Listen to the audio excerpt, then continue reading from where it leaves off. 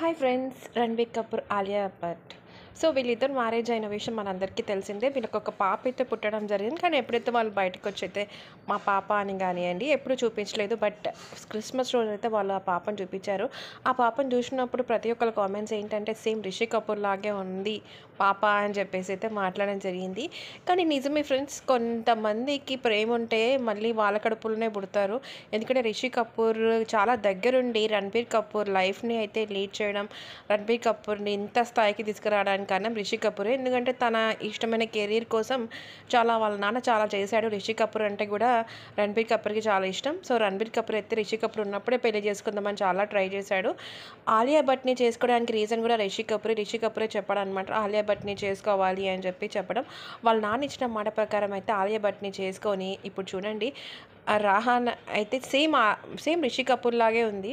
So మనం ఇప్పుడు నార్మల్గా ఎవరి ఇంట్లోనైనా ఎవరైనా చనిపోతే కొంచెం ఓపిక పట్టుకోండి. ఎందుకంటే వాళ్ళు ఏదో ఒక రూపంలో మళ్ళీ మన ఇంట్లో పుడతారు అనడానికి ఇదొక నిదర్శనం అనే చెప్పాలి.